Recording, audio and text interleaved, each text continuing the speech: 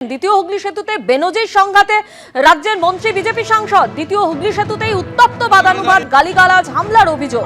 নিয়ম ভেঙে বেপরোয়া গতিতে যাচ্ছিল অভিজিৎ গঙ্গোপাধ্যায়ের গাড়ি। প্রতিবাদ করায় গাড়ি থেকে অশ্রাব্য ভাষায় গালিগালাজের অভিযোগ তমলুকের বিজেপি সাংসদের বিরুদ্ধে। গালাগালি দিয়েছেন, সরি বলুন। আর কিচ্ছু বলছি না, সরি বলুন।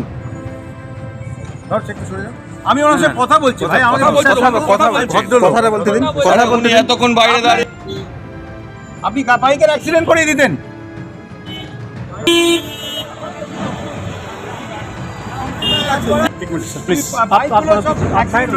कांचन अमन बाहर आए, सच बताए, बाहर आए, सच बताए कि बोला कि नहीं बोला, क्यों बाहर आए, सच बताए कि गाड़ी दिया कि नहीं।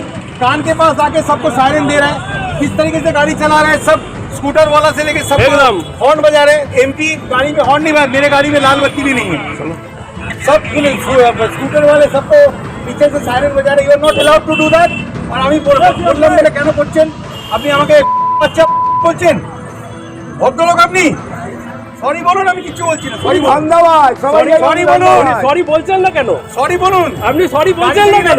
লজ্জায় গাড়ি থেকেই নামতে পারছেন না, লজ্জায় সরি বলুন। আরে ইনি একজন মিনিস্টার। বাইকের অ্যাক্সিডেন্ট হয়ে গেছিল, তার মধ্যে হর্ন বাজাচ্ছেন, সাইরেন বাজাচ্ছেন, যেটা ওনার পারমিশন। আমি বললাম যে আপনি সাইরেন বাজাচ্ছেন কেন? সব অ্যাক্সিডেন্ট হয়ে যাবে, এবারে ওভারটেক করছেন কেন? কি বলবো আর, নোংরা নোংরা গালি। আমি বলছি সরি বলুন, আমি ছেড়ে দেবো। কি ভেতরে বসে আছেন কেন? ভয় বাইরে নামুন। কাজ বন্ধ করে আপনি এত সিকিউরিটি। আমি তো কিচ্ছু করিনি, এটা আপনার সিকিউরিটি দাঁড়িয়ে আছে। সরি বলুন, সরি বলুন। আমি সরি না বললে আপনাকে ছাড়বো না। সরি বলুন। গাড়ি থেকে নেমে এলেন বাবুল সুপ্রিয়, ঠিক আছে? তার সঙ্গে আরো 3-4 জন ছিলেন তার গাড়িতে।